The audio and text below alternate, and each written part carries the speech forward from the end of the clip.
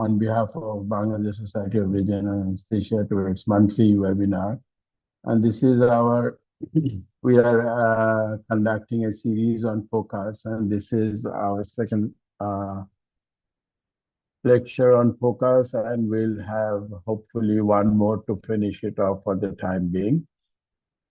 I'm very happy that I see Shiva here, who is a friend from Furniture England. Thank you, Shiva, for joining us. Sir, good evening. Good evening. Good Thank you very evening. much. It's nice to see you after a long time. Thank you. Yes, Thank you. and hopefully we'll have your insights after the lecture. True, And true. today's presenter is a very young anesthesiologist, very enthusiastic anesthesiologist, Dr. Bidhan. He's a specialist in Department of Anesthesia and Pain Medicine in Evercare Hospital, Dhaka. He's doing his FCPS, and hopefully next year he's going to appear in his FCPS. So, and he is very eager to learn POCUS. So this is his chance of uh, studying and also Thank you. making us some, uh, giving us some insights on POCUS. So I'll request Dr. Bedhan to start his presentation on airway and gastric antrum POCUS. Dr. Bedhan, thank you. Please. Thank you, sir. Assalamu alaikum and very good evening, everyone. It is a great pleasure to welcome you all to the Basa Semi program, and I feel very honored to speak here today in this platform. And I sincerely thanks to Bangladesh Society of Regional Anesthesia for giving me this opportunity for present here. So today I will be speak on two topics. One is the gastric antrum POCUS, and another one is the airway ultrasound. And I will be take 10 to 15 to 20 minutes for the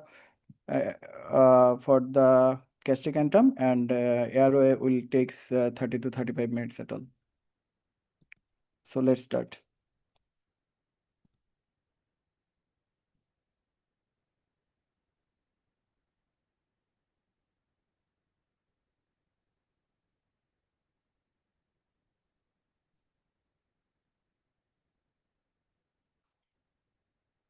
Okay.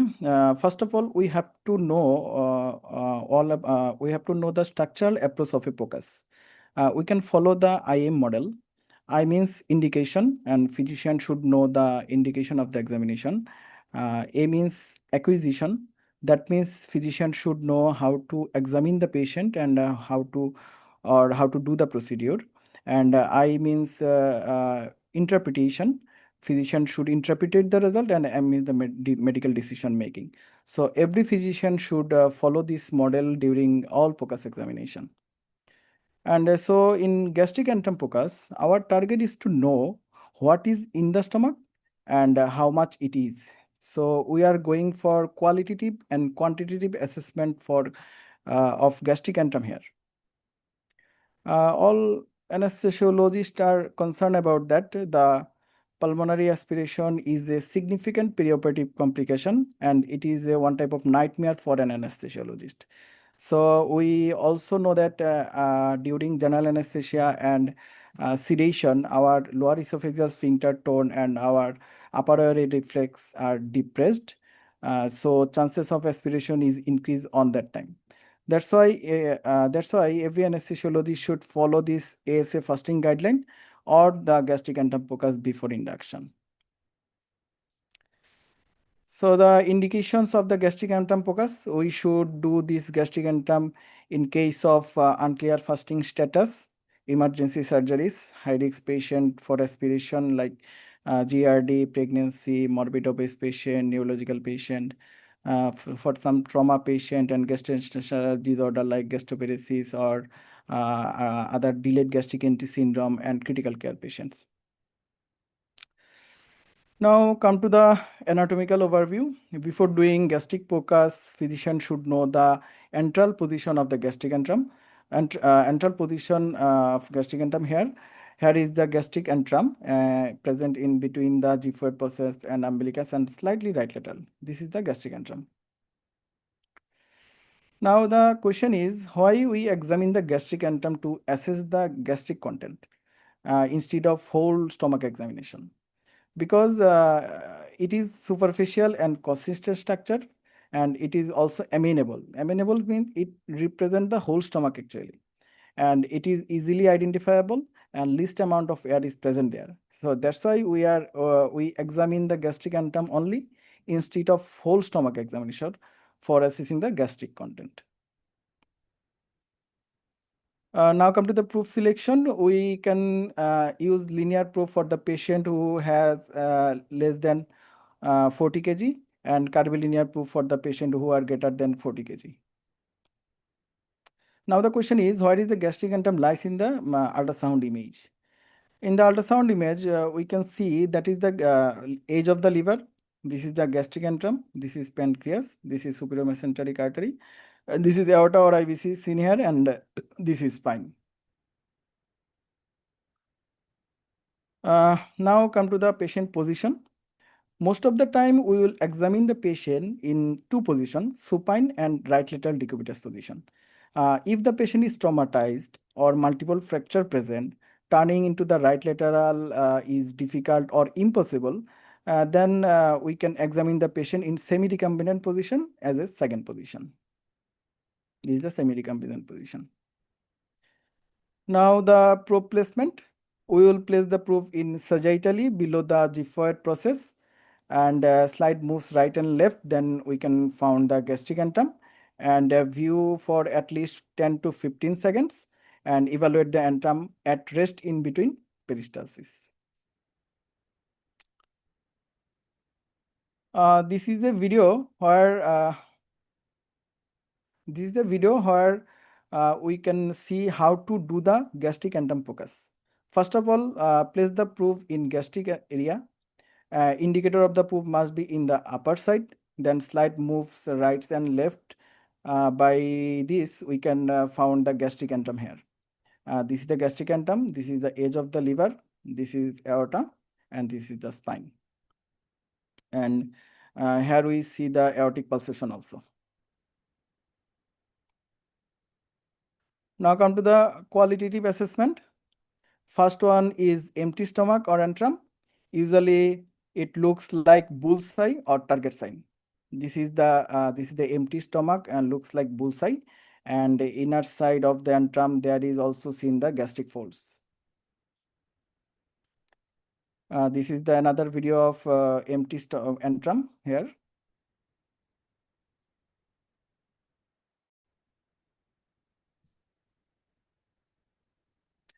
Okay, now come to the clear fluid. How the clear fluid looks like? It looks like starry night pattern. It looks like starry night pattern. This is the starry night, and so if clear fluid is present in the stomach, it looks like starry night pattern. This is another video of clear fluid present in the antrum. So third one is the early solid. It looks like frosty glass pattern. This is the clear glass, and this is the frosty glass. And now the question is, why early solid looks like frosty glass? Because when we eat food, we also eat air. So just after eating, air goes to the antrum with food, and we know that air makes different type of artifact in the ultrasound wave, and that's why it looks like frosty glass pattern. This is a ultrasound scan is done during eating. Look at this video very carefully. In the beginning, the antrum is empty. When food enter, it becomes frosty glass pattern. Empty, and now it's appear as a frosty glass. Okay, fourth one is the late solid. It looks like homogeneous hyperechoic pattern, and there is no air seen because air is already gone to the fundus of the stomach in late stage of solid. This is homogeneous hyperechoic pattern. This is the late stage. Here we can also see the fluid, liquid, fluid and solid material also, both as well.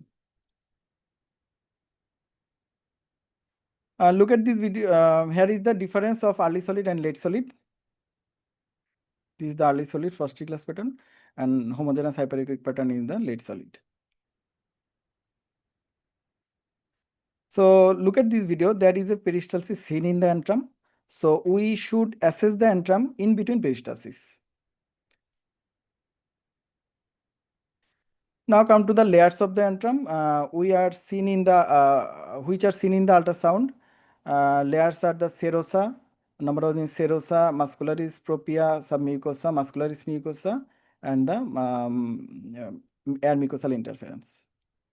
Look at this video. It will be easy to grasp the layer of the antrum, which are the correspond with the ultrasound. This is the serosa, muscle layer. This is the submucosa. This is mucosa, and this is the air mucosal interference. Okay, this is the video where I want to show you why right lateral decubitus position is important. When minimum amount of fluid is present in the stomach, it might be stayed in the greater curvature. Then when patient turn into the right lateral, this small amount of fluid comes to the antrum.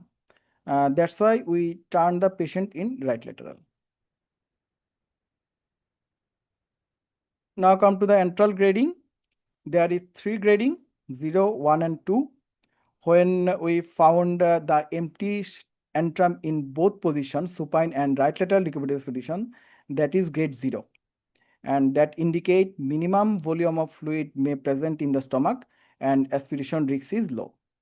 And in second picture, we found empty antrum in the supine position, but clear fluid present in the right lateral position, that indicate grade 1. And that indicate grade 1. It also indicates stomach has fluid, but it is less than 1.5 ml per kg and aspiration risk is low. In third picture, clear fluid present in the both position, that indicate fluid volume is greater than 1.5 ml per kg and aspiration risk is high. Now the quantitative assessment. Before quantitative assessment, physician should know all this point. Quantitative assessment is always done in right lateral decubitus position. We only need to quantify liquid content, and there is no need to measure the solid or early solid content, because presence of solid means stomach is not empty. That indicate a high risk of aspiration. So no need to quantify the solid and early solid. And evaluate the antrum at rest in between two peristalsis. Freeze the image and measure serosa to serosa, and it takes mean of 3 measurement.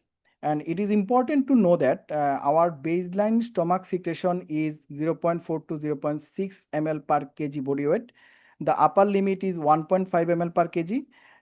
If the measured volume goes above this limit during quantitative assessment, the patient is at risk of aspiration. This is a video I want to show you how can we measure the amount of liquid in the antrum.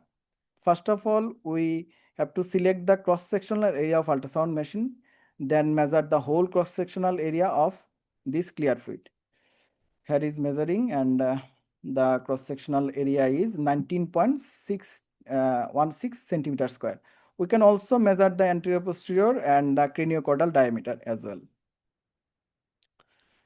This is the gastric nomogram.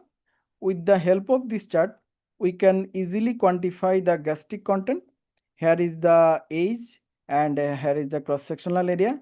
I want to give you an example how can we use this chart. Look at this video. We are measuring a cross-sectional area of liquid content of a patient, and it is about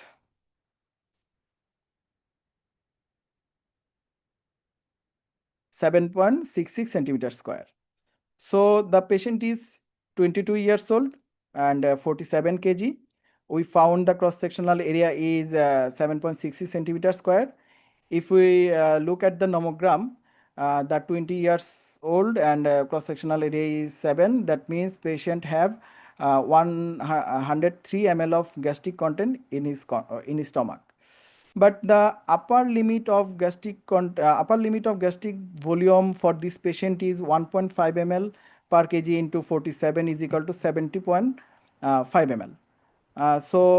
It is so patient gastric content is greater than his baseline volume. Since his gastric volume is more than the safe limit, so he is the high risk for aspiration, and we need to change our anesthetic plan, like delayed surgery or using the different anesthetic approach or taking any precaution like RSI. In case of predictive patient, upper limit of gastric content is taken as a 1.25 ml per kg, where the adult has 1.5 ml per kg, nothing else. This is the gastric nomogram of pediatric patient. Here is the age starts from 2 years, and here is the cross-sectional area. In the obese patient, the assessment rules are same as other adults. However, the gastric antrum is usually located deeper, around 7 centimeter from the skin, where in normal weight individual is typically found at depth of 3 to 4 centimeter. Now come to the pregnancy. In case of pregnancy, there is some challenges. In third trimester, distal stomach can be displaced by the gravid uterus, and a patient also become tachypneic. So low frequency curvilinear probe can help. And 45-degree semi-recumbent position or right lateral decubital position can also help. And we can optimize the view of antrum in pregnant patient by using some methods, like instruct the patient to hold the breath in and expiration, straightening the leg, manual displacement from the gravid uterus, etc. This is a study done on the pregnant patient in the third trimester to assess the gastric content volume using ultrasound. They found that if the antral cross-sectional area is more than 9.6 centimeter square, it likely indicate a gastric volume is greater than 1.5 ml per kg. But this cutoff value had an sensitivity 80% and specificity 66%. Even though cross-sectional area gives a good idea about how much the fluid is in the stomach, it is not fully accurate. But still, it helps us to find out which pregnant patient may have a high risk of aspiration. So limitations. There are some limitations, like presence of air in the bowel can obscure the antrum view if patient have previous surgery, like a previous gastric surgery or large hiatus hernia, etc. Here is another useful point. We can confirm NG tube placement by using ultrasound. Look at this video. The antrum is initially look empty, and when air is flushed through the NG tube, we see the frosted glass appears in the antrum. This confirms the NG tube is in the stomach. So no need to check with stethoscope anymore. Take-home message: this gastric antrum POCUS is non-invasive, painless, and quick bedside tools, and easily learnable, and it also can influence the anesthetic management. Main take-home message is that reminding this 4 picture: empty stomach, this is clear fluid, this is early solid or frosted glass pattern, and this is the late solid. So before induction, when anesthesiologist seen that the stomach is empty on ultrasound, he feels very happy, but the stomach is not happy, it's crying for food. And after safe surgery, everyone gonna appreciate anesthesiologist. Thank you. This is all about our gastric antrum POCUS in a short. Now I'm starting the airway ultrasound. First of all, in airway ultrasound, we have to know the potential uses of airway ultrasound. We can identify the location of cricothyroid membrane with the help of ultrasound. We can do the percutaneous dilatation tracheostomy with ultrasound. We can sizing the endotracheal tube size selection, and endotracheal tube placement confirmation, left-sided double lumen tube sizing, assessing the assessing the probability of OSA, prediction of post-extubation stridor, assessment of difficult or predicting the difficult airway scenario, evaluating the vocal cord and or palsy, evaluate the epiglottis and laryngeal marks airway conformation, and performing the superior laryngeal nerve block. And I am going to discuss all of this topic today. Now, this is the upper airway anatomical overview. In my first picture, this is the base of the tongue, this is epiglottis, this is hyoid bone, this is thyrohyoid membrane, this is thyroid cartilage, cricothyroid membrane, this is cricoid cartilage, these are the tracheal ring and thyroid gland and isthmus. In the lateral or sagittal view, this is the dorsal surface of the tongue, this is palate, and this is mentum, and this is hyoid bone, cricothyroid, thyrohyoid membrane, thyroid cartilage, cricothyroid membrane, cricoid cartilage, and the thyroid gland and tracheal ring. This is a ultrasound image of upper airway and sagittal view. This is the thyroid cartilage, this is the cricothyroid membrane, this is cricoid cartilage, these all are the tracheal ring. Actually, this picture is made by stitching together many pictures of upper airway ultrasound, because we cannot see the whole upper airway in a single view. And in the right side image, there is superior laryngeal nerve and artery is piercing the thyroid membrane here.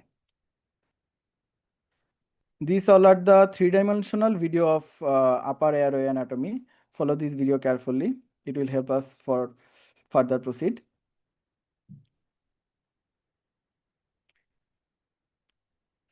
And muscles. Before doing airway ultrasound, we must have a little knowledge about muscles of the front of the neck. Frequently, we found this genohyoid muscle, mylohyoid muscle, or sternohyoid muscle usually. Now come to the scan. This is the first sagittal view of upper airway in between the mentum and the hyoid bone. This is the mentum and this is the hyoid bone. This is the dorsal surface of the tongue. This is genoglossus, genohyoid muscle, mylohyoid muscle, and this is the palate. And this is the first transverse view of upper airway on hyoid bone. This is the hyoid bone, inverted U-shaped, bright hyperechoic structure. This is the hyoid bone. And when we go a little down in transverse view, we can see the epiglottis. This is epiglottis, this is preepiglottic space, this is sternohyoid muscle. Okay. Then when we go a little lower in transverse view, we can see the thyroid cartilage. This is the V-shaped thyroid cartilage, and this is the false vocal cord. We are scanning here. Then in little lower, we can see the air mucosal interference. This is air mucosal interference, this by structure, and it means that we are in the airway lumen, and it starts from the cricothyroid membrane. This is the cricothyroid membrane, and so the air membrane interference starts from the cricothyroid membrane. Now the question is, what is air mucosal interference? When an ultrasound wave try to pass from soft tissue to the air at the level of mucous membrane, most of the wave gets reflected, and some parts of the wave are scattered along the surface, and it's create a bright line or pattern on the skin, which is called the air membrane interference. And look at the left side, these are the common ultrasound artifacts. For airway ultrasound, we mainly need to focus on first two, the reverbation artifact and comet tail artifact. These are the most important one for the airway ultrasound here. So what is the reverbation artifact? Reverbation artifact, the word reverbation actually means the echo. So reverbation artifact happen when the ultrasound wave bounce back and forth between two strong surfaces like air, bones, or metals. This material block the waves, so the machine shows multiple parallel line going deeper on the skin. These are the parallel line, and it looks like a echo or repeating again and again. These are the reverberation artifact of the lung. This is pleura, and it is the reverberation artifact created by the metallic needle here. This is an easiest example to understand the reverberation artifact. Before introducing the gel on probe, the screen was black. But after introducing gel on probe, it creates multiple layer of echoes on the screen. Because ultrasound wave can easily pass the gel, but cannot pass the air. So that it creates these parallel lines. Now come to the comet tail artifact.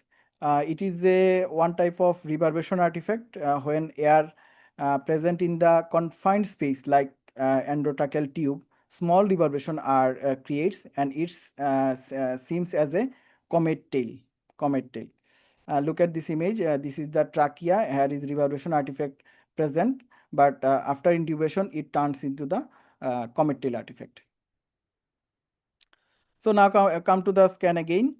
Then if you goes little down from the cricothyroid membrane, you can see the U-shaped cricoid cartilage. This is the cricoid cartilage, and here is the air membrane interference. Then when you go more down, you can see the tracheal ring and the thyroid isthmus or thyroid gland also. This is the video of whole airway ultrasound transverse scan. This is the hyoid bones. This is the epiglottis, pre-epiglottic space. More down, and we can see the V-shaped thyroid cartilage. These are the false vocal cord. This is the air membrane interference, cricothyroid membrane. Now more down and see the cricoid cartilage. And these are the tracheal ring, and this is the thyroid gland here. Now come to the potential uses. Number one is the location of cricothyroid membrane.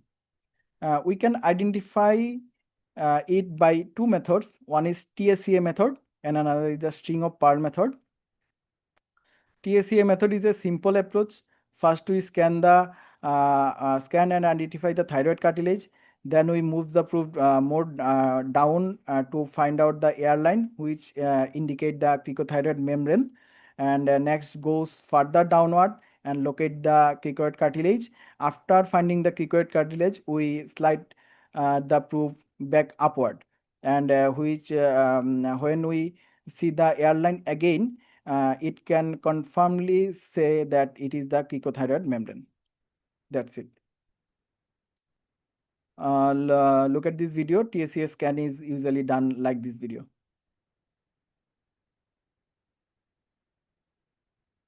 Then the string of pearl method. Target is to find out the string of pearl sign. This is the string of pearl sign. This is thyroid cartilage, cricoid cartilage, and these are the tracheal ring, and this is called string of pearl sign, and this is the cricothyroid membrane here.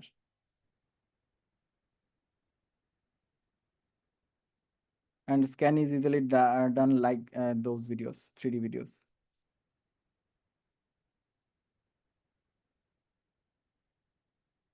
And this is the video show. This video shows how to select the puncture site after identifying the cricothyroid membrane. First, fix the probe in place. Once you locate the membrane, then insert a needle between the probe and the membrane. Position of the needle at the center of the membrane and mark at that site. And this can help us to ensure the accurate site puncture for the procedure like cricothyroid puncture. Now come to the endotracheal tube placement confirmation. Directly, we can confirm the endotracheal intubation by seeing the comet tail artifact and bullet sign, and the esophageal intubation we can see the double track sign. Indirectly, we can confirm it by visualization, visualizing the lung sliding with ultrasound, and also we see the diaphragmatic excursion by ultrasound if intubation, after intubation. So after intubation, cometal artifact may seen in the trachea. I discussed this earlier. Now come to the bullet sign. After intubation, trachea appears as a bullet sign on the transverse scan of ultrasound, transverse view of ultrasound scan. Now come to the double track sign. If there is an esophageal intubation, double track sign or double barrel sign seen. This is trachea, and this is esophagus, and ET tube is in it. Usually esophagus is not seen clearly in the ultrasound scan, but when tube is inside esophagus, it looks like double track sign in transverse scan. Look at this first video. Suddenly appears the double track sign during intubation here. And in second video, when rotating the tube, this small second opening rotate also. That means tube is in the esophagus. This is the video of endotracheal intubation where observing by bronchoscope and ultrasound at the same time. When the tube is entering into the esophagus, the double track sign appear in the ultrasound image. Then withdraw the tube and place it in the trachea.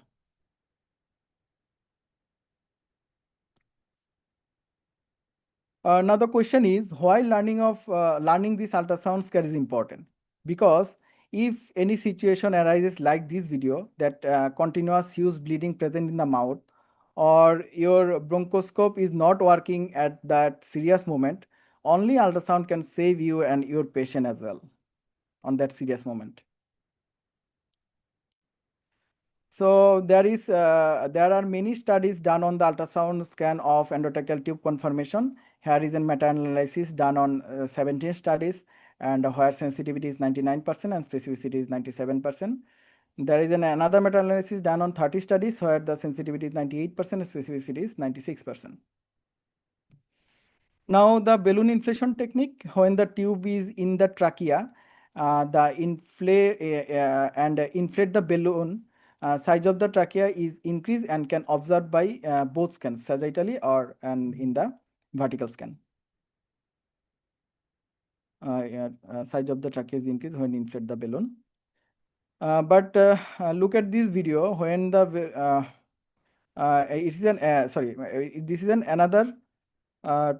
another one, water injection technique. Usually air is used for inflation of pilot balloon, but when water is used for inflation of balloon, then moving bubble is seen in the balloon. That means the tube is in the trachea and in proper place. Here is the moving bubble seen in the balloon, and this scan is a transverse scan of the trachea. Now come to the prediction of difficult airway with the help of ultrasound.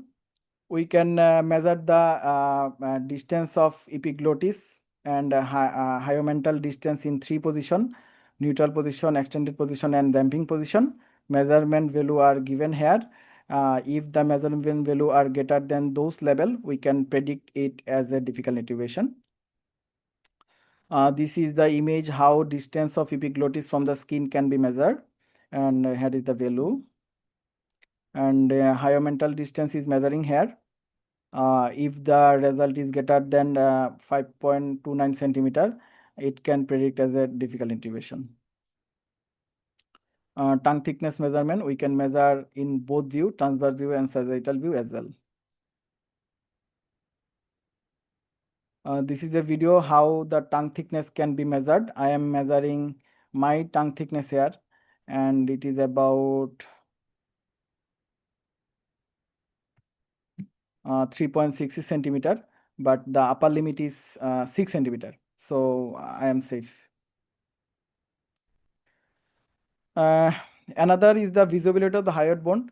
if inability to visualize the hyoid bone in submental view, that indicate high chance of difficult laryngoscopy.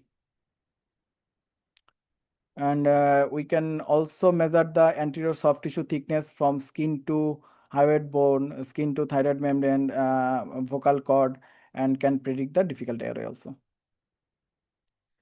This is the mandibular condyle to hyoid bone distance. Mandibular condyle, here is the mandibular condyle and here is the hyoid bone distance. Interpretation is given here. If it is greater than 5 centimeter, likely says it is an easy intubation, and it is less than 5 centimeters, it indicates the difficult intubation. It is a mandibular condyle movement. If the mandibular condyle moves less than 10 millimeter during opening and closing of mouth, that indicate possibility of difficult intubation. And this picture condyle moves 12.17 centimeter. It indicate 12.17 centimeter. It indicate easy intubation. This is the mandibular condyle. This is the mandibular condyle, and after opening and close, its distance is 12.717 centimeter. And this is a video where how mandibular condyle movement look like. I'm looking my mandibular movement, my mandibular condyle movement here. If this movement is less than 10 millimeter, that it can predict the difficult intubation. And this is an animated video of first animated video shows how the mandibular joint moves forward with the jaw movement, and second one is the cadaveric view. This joint moves forward during opening and closing of mouth. Now come to the endotracheal tube sizing with the help of ultrasound. It is usually done particularly in the pediatric patient and the patient who have subglottic stenosis. Here the transverse air column measurement is taken at the level of cricoid cartilage, and it is correspond with the outer diameter of the tube. And emergency cases, we can use this first formula for tube sizing selection. And more accurate and evidence-based formula is regression-based predictive formula. Here first equation is for the neonate, and second equation for the patient who is greater than 12 months. So come to the left-sided double lumen tube sizing, not right-sided, only left-sided. Usually left-sided double lumen tube size selection is done by two way. One is reference table based on the height and gender, and another one is radiographic information from the CT scan. But now ultrasound offers new alternatives. Previously, this table was up to the third column, the tracheal diameter by wide of in CT scan. Now the fourth column is newly added, the tracheal wide in ultrasound scan. So now through this chart, we can select the left-sided double lumen tube size now.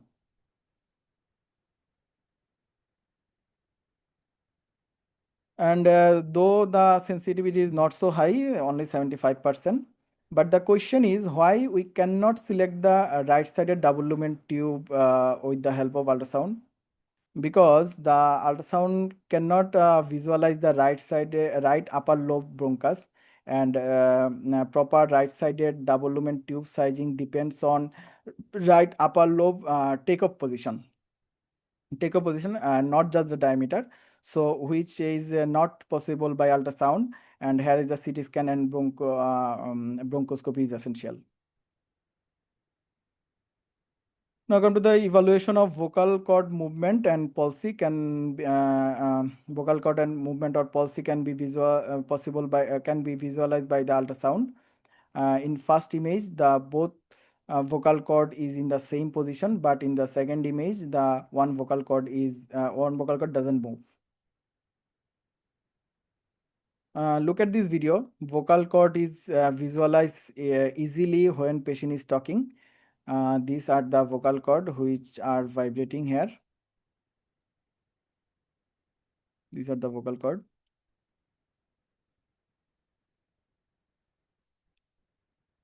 And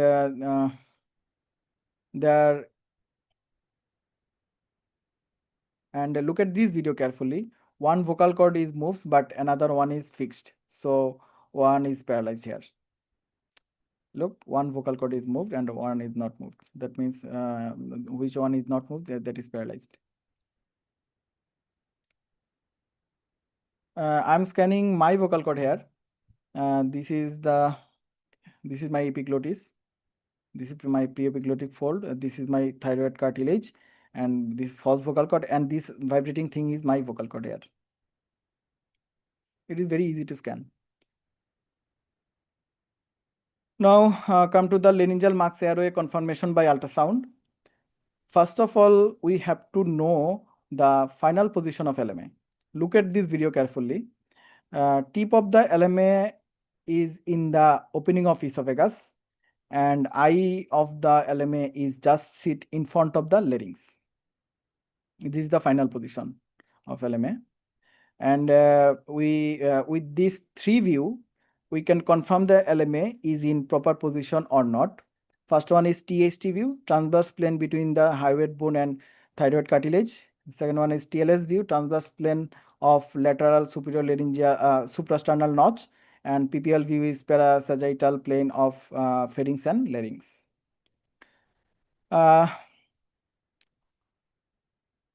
Look at this THT view. Both cuff of LMA is in same position, and same position. That means LMA is placed in proper position. In this TLS view, this is the trachea, this is esophagus, this is cervical spine, this is thyroid gland, and when the probe moves upward, the cuff is visualized in the esophageal opening. That means LMA is placed in proper position. And in this PPL view, the cuff is visualized in the ultrasound like a snake head, this snake head, and this is the esophagus confirmed by the confirmed by the NG tube. If any distortion present in this snake head, it indicate LMA is not in proper place. These are the picture where LMA is not placed in proper place. In THT view, one cuff is not seen here, and the second image, these both cuff are not in equal position. And TLS view, the cuff is not seen in this image, and in PPL view, the snake head is distorted in both image here. So these are the grading of those view. Here 0 means no leak, and 5 to 6 mean difficult ventilation or impossible to LMA ventilation. Here showing LMA is not placed in proper position diagnosed by the THT view of ultrasound because both cuff are not in equal level, and then they introduce the bronchoscope through the LMA to find out the actual problem, and they discovered epiglottis become folded in the LMA opening. This is the epiglottis folded in LMA opening here. Come to the OSA assessment with the help of ultrasound. We can assess the OSA with ultrasound by 3 ways: the tongue thickness measurement, lateral pharyngeal wall thickness measurement, and retropharyngeal and retropalatal airway space measurement. We are discussed about tongue thickness previously. So now we start from the lateral pharyngeal wall thickness. This thickness measures from the internal carotid artery to the lateral pharyngeal wall by the ultrasound. Probe is placed here parasagittally. This is the internal carotid artery. These are the internal carotid artery, and this is the pharyngeal wall, lateral pharyngeal wall, and this is the airway. This is the airway, and when the patient have OSA, airway becomes small, and the distance between the internal carotid artery and pharyngeal wall is increased. If the distance is more, the chances of presence of OSA is more here. This is the interpretation of lateral pharyngeal wall thickness here, and here I am measuring my lateral pharyngeal thickness here. This is my internal carotid artery. I confirm by the colored Doppler and also the pulse wave Doppler. Then I measure it from the internal carotid artery to my pharyngeal wall, and this is the my pharyngeal wall. Here is the air membrane interface present, and it is about 2.47 centimeter. For further moves forward, we have to know the Muller's maneuver. And Muller's maneuver is nothing. It means trying to inhale breath in forcefully with your mouth and nose closed. Just like opposite the Valsalva maneuver. In Valsalva, we are expired forcefully against closed glottis, and in Muller's maneuver, we inspired forcefully against closed mouth and nose as well. And it's which is usually correspond with the snoring of the patient during sleep. This is the nasopharyngoscopic view of a patient in during EOC and normal breathing. And this is the Muller's maneuver. When asked the patient to do Muller's maneuver, these are the view. Airway become narrower, and these are the view of same patient during snoring. This is the retropalatine space, and this is the retropharyngeal space. This is the ISNO sleep robot or RoboOSA system. This is the automated upper airway ultrasound system for standardized assessment in the OSA screening.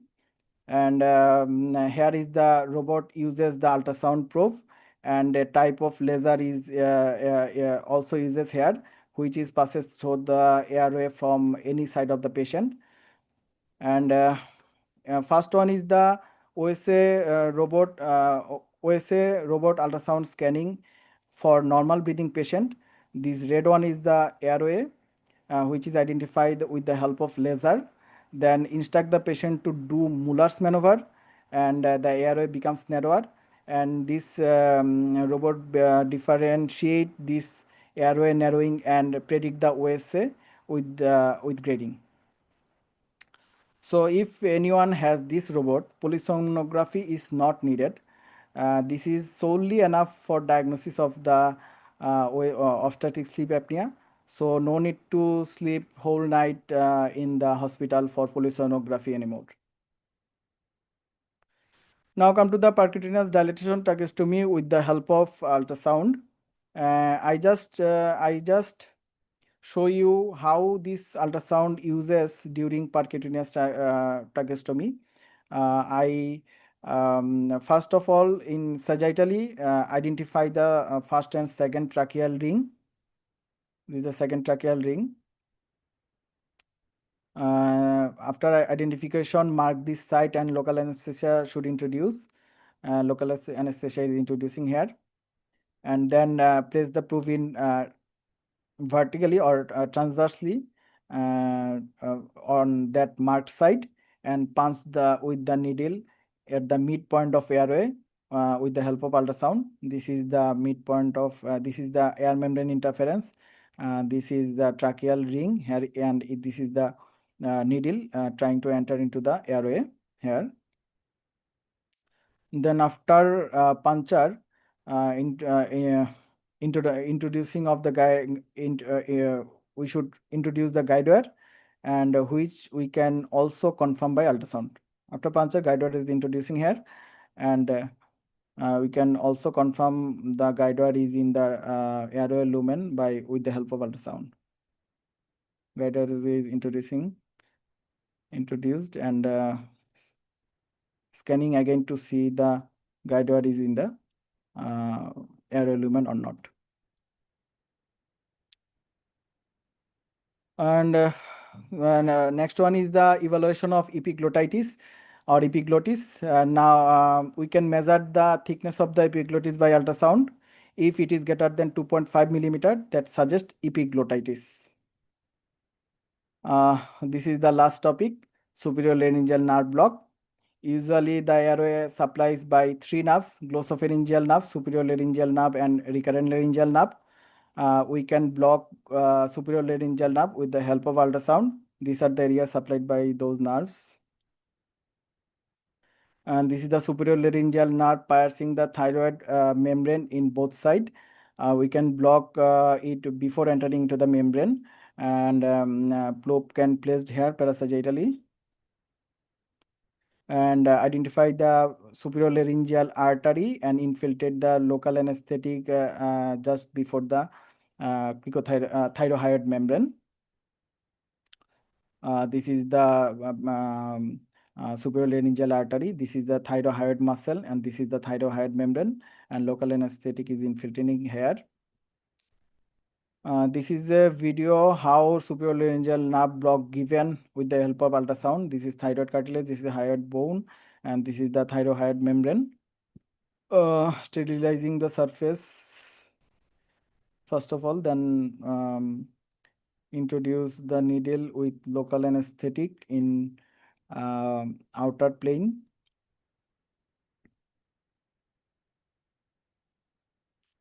Needle is entering,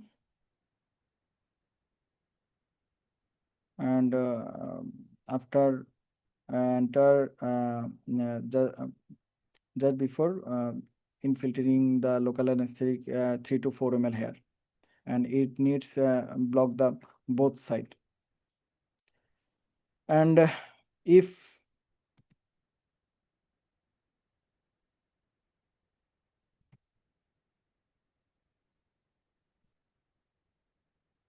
video is not playing, if anyone can block all three airway nerves successfully, then AOC fiber optic intubation can be done like this video, and patient here is much comfortable, but this video is not playing. I don't know why. So thank you for your enduring hearing. Thank you all.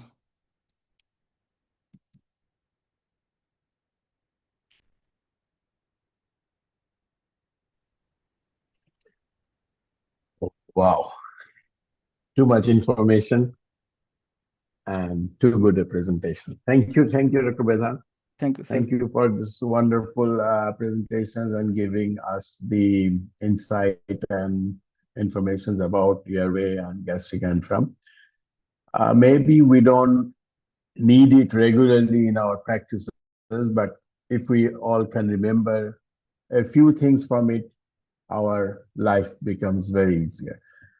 So I'll first have some comments from our teacher, mentor, Professor Iqbal, who is here, and then we'll go on to others. Sir, if you can make some comment.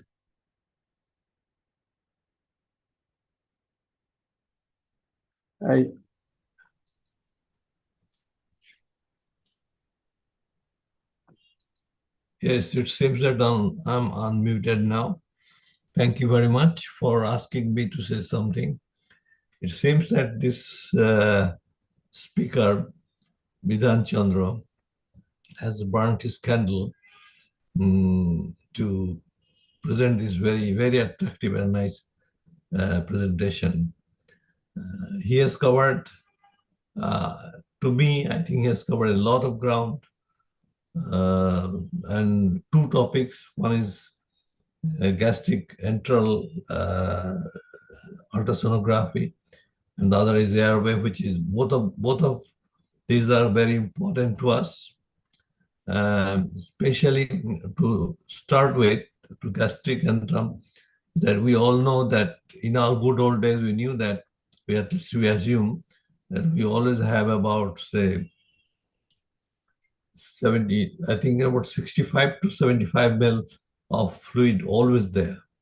And it's not really clear fluid because its pH is somewhere between 2.5 or less. So then we assumed that there was a potential of having a gastric aspiration, and hence the Mendelssohn syndrome, which has been called in good old days. But now he has brought out some tables and figures and accurate measurement, which seems to me is very, very encouraging for people to understand how much fluid is there and what to do about it. The second one is that putting in a gastric tube, it was a nightmare for the anesthetist for two reasons. Because the anesthetist always felt that it is not their job to put a NG tube down the esophagus, because the physicians and surgeons used to call them off and on. But again, when you think very carefully, that we know that anatomy better than anybody else, and we could put a nasogastric tube, well, with a better success. And through his presentation, we now know that it is the probably specificity is about 100%, and with a nearly 100% sensitivity as well. Regarding the airway, the things that it has got its limitation, because it does not tell you when you put a endotracheal tube in, and you are also monitoring through ultrasound. It doesn't give you the depth. So that is another matter. Probably that loses its sensitivity a bit, and it's called that its sensitivity is about 75%, especially regarding sliding of lungs. And the other thing is that the fluid you put in the cuff of the tube, or inflate the cuff to locate the correct position in case of children, that it should be placed 3 or 4 centimeters above the carina. That is what is probably been recommended. But I think he has covered this very well, very good slides. Especially I like the 3D ones. And I think all of you would agree that he has done a very good job, and it's worth it. Thank you very much, Dr. Vidhan. Thank you. Thank you, sir, for your encouraging comments for Dr. Vidhan. Now we have two friends of mine, Dr. Shiva and Dr. Ashoka, who happens to be both very close friends. So, so Shiva, can you comment? Please? Yeah, thank you, Aziz sir, for bringing me here. Actually, it's a very clear, concise, clinically relevant presentation. I thoroughly enjoyed. I mean, honestly speaking, after quite some time, I encountered such a good presentation. Congratulations to Bedan. You have a good academic asset people. I wanted to tell you that because all the slides, not even a single slide is redundant. The way he architected, the constructed, the videos, it's really fantastic. It's all to the point. As you said, since we are more clinically oriented people, I'm not specifically using ultrasound on my everyday practice, but this is a really eye-opener to see how many applications have come up. And especially when we are in struggle, it is so handy. Since we are good at regional, we can immediately adapt these things very well to those critical situations. So I thoroughly enjoyed, and Bedan is a very good presenter, and the content, the way he put across things are phenomenally fantastic. Thank you, Aziz sir, for inviting us. Thank you very much. I thoroughly enjoyed the presentation. Thank you, Shiva, and hopefully in the very near future we will have your presentation here. Yeah, sure, I promise. No, Ashok, I see you in your attire. Thank you for attending it from the hospital. Have you any comments, please? I mean, it's a momentous event for Basra as a society. It's a telling of the talent that you have in Bangladesh and how AOSRA as a region can have all these lovely presentations adding to the common good. We just invited on the group, Dr. Lutful replied that this presentation with the video with the presenter's information should go on the AOSRA web for people to access it freely from all over the region and benefit from this. I might work in a quaternary hospital where we even go on ECMO if people fail with the airway. but saving them, like how he mentioned, and not having these information will only delay patients of the chance of just-in-time information, which is ultrasonography. My question for the presenter would be, I am a person who still does retrograde intubation. When all my colleagues are trying all the fancy gadgets, I just go quietly to the cricothyroid membrane, pass a guide wire. It's like a diver's lead for them to go through all the bleeding. So do you have any advice or experience for passing guide wires from below up using ultrasound as a guide? I can see you are working through a lot of it. Thank you, sir. Dr. Vedhan?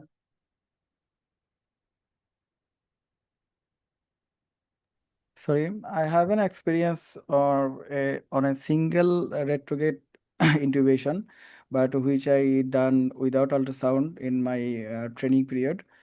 But we are not doing any retrograde intubation with the help of ultrasound.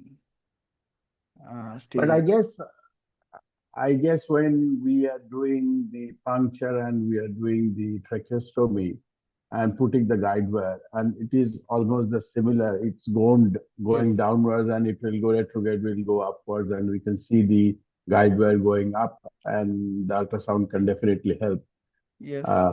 in those situations. And there is another thing when guide wire is introducing into the trachea, that this guide wire is in the air lumen. That's why you cannot visualize this guide wire clearly, but we can assess it by other indirect parameters. Thank you. All the best. Thank you. Thank you, Ashoka. And we have a few of our own experts here. Dr. Azhar, want to have some comments?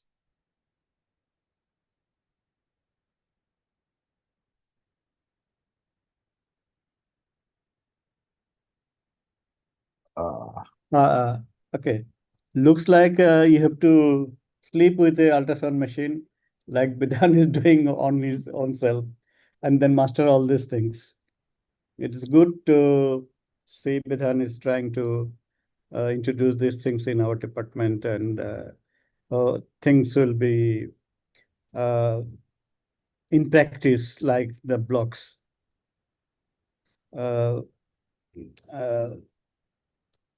At least for gastric emptying, sometimes we are really in confusion. Even the other day, there was a case like patient having pain, abdominal pain, and the stomach is not empty, even though 6 hours has passed. No? So we have to evaluate and say, do RSI. Anyway, it will be practically useful for us, and those who have ultrasound machines can learn practicing it for routine cases and then give decisions in serious emergency situations. Thank you. Thank you, Azhar. I think Dr. Bidhan has should have added one more thing during his gastric antrum presentation.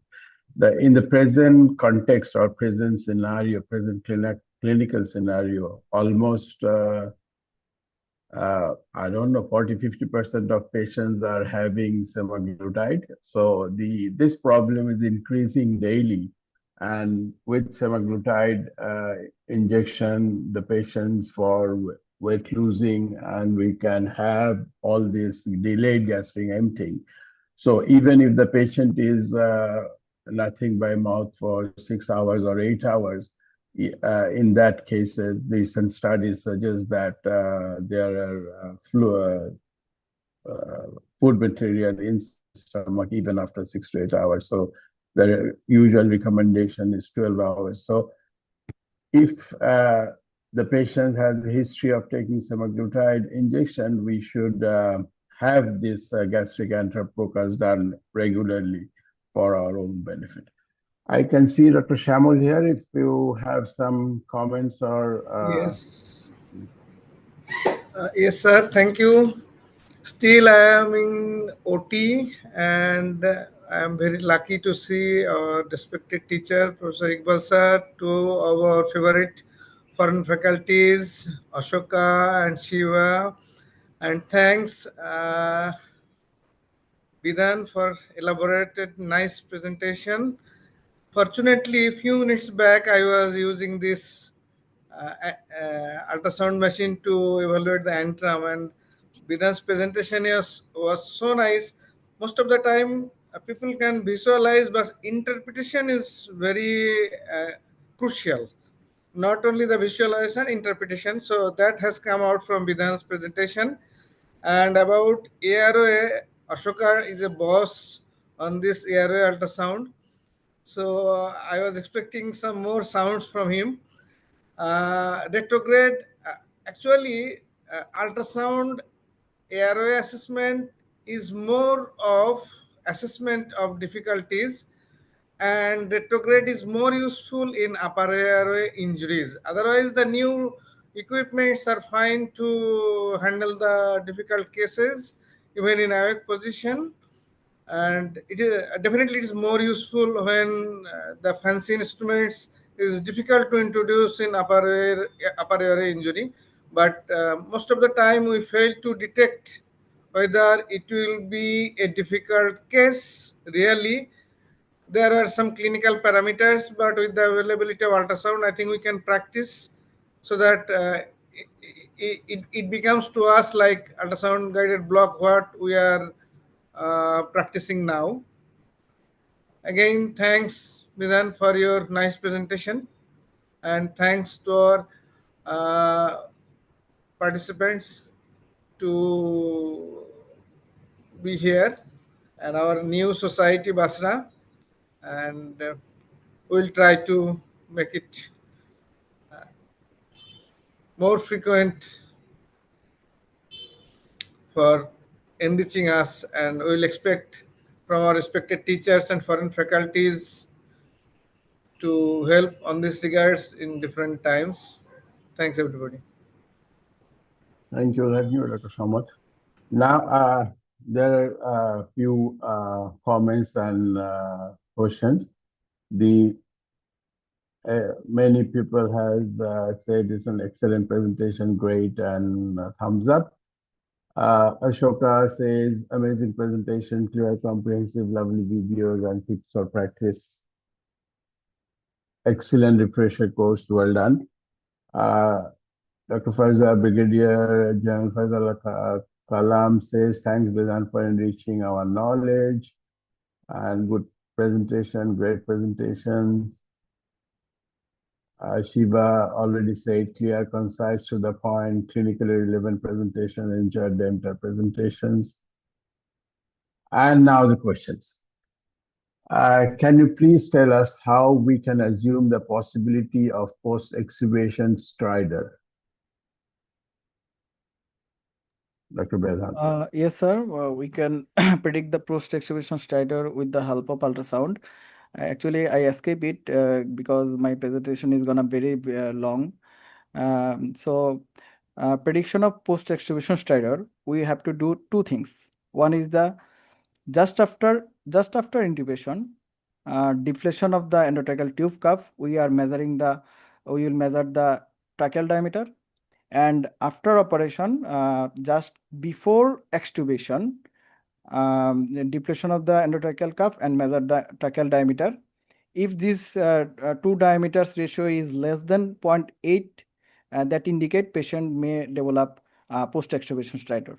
Like leak test, we are doing in leak test in the ICU or OT, and now here we can measure the two diameter and taking the ratio of that. Thank you. Very easy way of, because ultrasound, as I said, ultrasound makes our life easier. And if we only know how and what to do, then we can, I think, guess and see everything with the ultrasound eye can be our own eyes. Here's a second question. In case of large goiter, can it be used in any ways? Yes, in large goiter, it will help to find out the tracheomalacia-like disorder or that tracheal diameter. Is it and we can also predict the difficult intubation in case of large goiter. But puncture of the cricothyroid membrane is difficult in case of large goiter because thyroid isthmus is present in front of the trachea. That will make injury, must. Thank you. Brigadier Farzana Kalam says percutaneous ultrasound guided tracheostomy in ICU would be very helpful as it can reduce the hassle to take the critical patients to OT and also reduce the OT load in a busy hospital. Absolutely correct.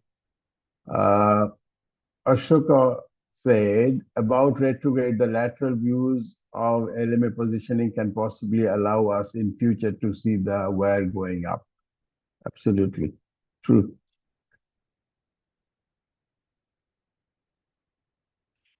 All right, and the floor is open for any comments or any question. Anybody?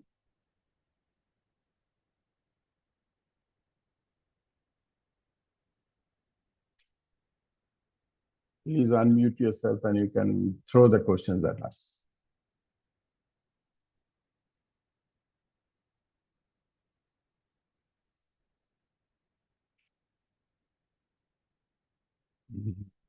No. So it seems everybody is satisfied. Everybody has learned. Okay. And I again thank all of you from Basra for attending this webinar. We have